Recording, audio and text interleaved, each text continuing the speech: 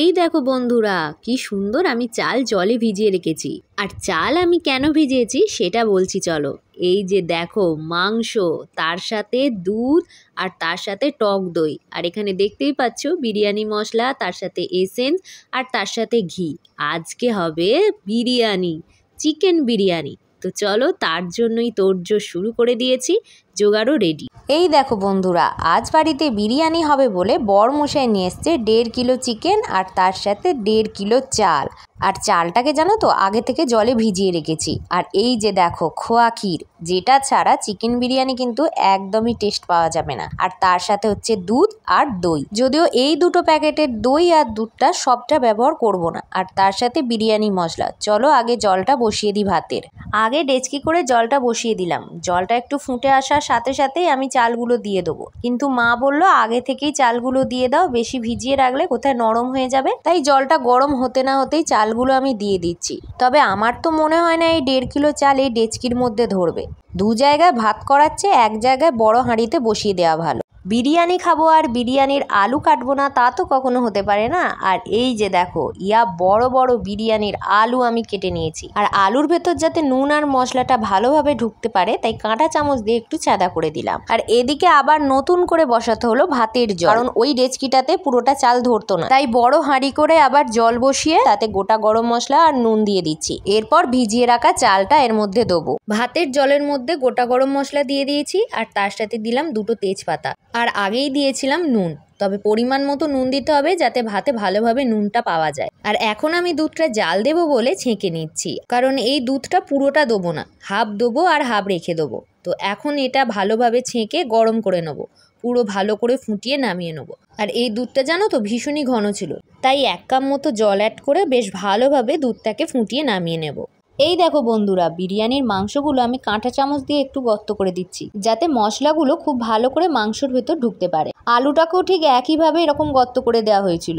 আর এখন এই মাংসটাকে করছি। এইভাবে সবকটা মাংস হয়ে গেলে এবার মশলা রেডি করার পালা।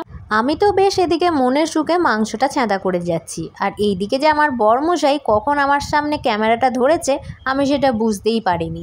আর আমাকে বলছে এদিকে তাকাও তাকাও, আমি তোমার ভিডিও করছি। আর আমি তো ওই কাজ করতে করতেই একবার করে তাকাচ্ছি আর একবার করে ওনার দিকে দেখছি।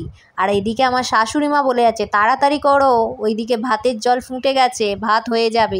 এই দেখো বন্ধুরা, বিরিয়ানির চালের জন্য জল হাঁড়ি করে বসানো হয়ে গেছে। আর জলটা গরম হওয়ার সাথে সাথেই কিন্তু আমি তেজপাতা, লবঙ্গ আর ছোটো এলাচ দিয়ে দিয়েছি। আর তার সাথে কিন্তু নুনটাও দিয়েছি। এইবার আধ ঘন্টা আগে থেকে জলে ভেজানো চালটা আমি এই গরম জলের ওপর দিয়ে দিলাম। ব্যাস, এবার অনেকক্ষণ ধরে ভাতটা ফোটার আর কোনো ব্যাপার নেই, শুধু 1 ফুট হবে, তারপরেই আমি নামিয়ে নেব। ব্যাস, তাহলেই কিন্তু বিরিয়ানির চাল একদম রেডি।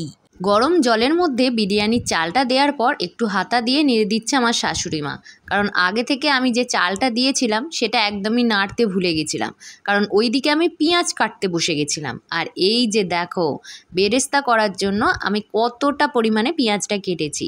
1.5 কেজি মাংসের জন্য এই 1 কিলো পেঁয়াজ, এটা পুরোটা আমি বেরেস্তা করে মাংসে দেবো। বিরিয়ানি শুধু করলেই হবে, বিরিয়ানি বানানোর জন্য আসল পদ্ধতি জানতে হবে। আর সেই পদ্ধতিটা কি, চলো সেটাই তোমাদের সাথে শেয়ার করছি।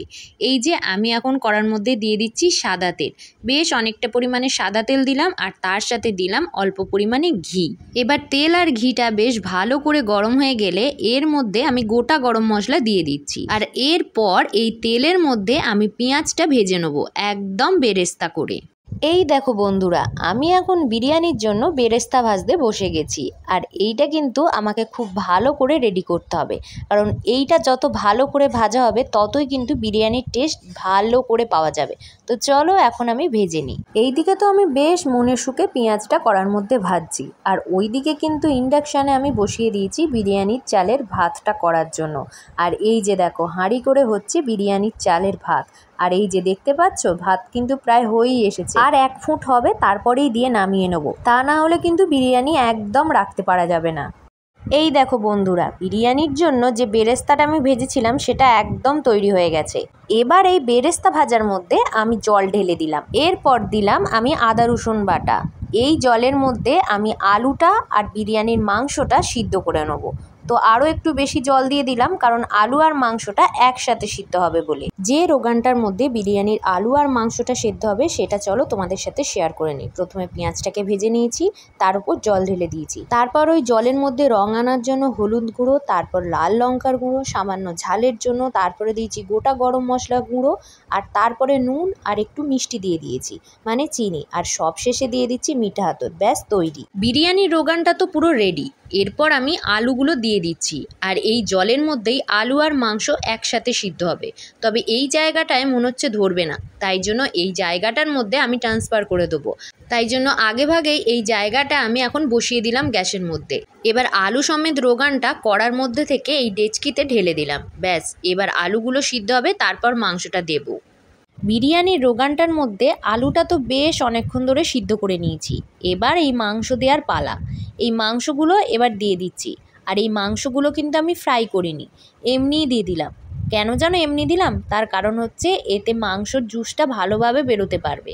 কারণ রোগানটা যদি মাংস থেকে না বেরোয় তাহলে বিরিয়ানিতে টেস্টটা কী করে হবে বলো তো? তাই জন্য মাংসগুলো আমি কাঁচাই দিলাম, আর কাঁচা দিলে সেটার টেস্ট আরও বেশি ভালো হয়। এই দেখো বন্ধুরা, আমি কিন্তু আগে থেকে বিরিয়ানির রোগানের মধ্যে আলুটাকে ভালো করে সিদ্ধ করে নিয়েছি, তারপরে কিন্তু এতে মাংসটা অ্যাড করেছি। এবার একটু ভালো করে নেড়ে দিচ্ছি। এইবার মাংসটাকে খুব ভালো করে সিদ্ধ করে নিতে হবে, আর এমনভাবে মাংসটাকে সিদ্ধ করতে হবে যাতে মাংসটা হাড় থেকে ছেড়ে না যায়। আর দেখতেই পাচ্ছ এখানে জলে পুরো টইটুম্বুর। এবার আমি চাপা দিয়ে সিদ্ধ করে নেবো মাংসটাকে।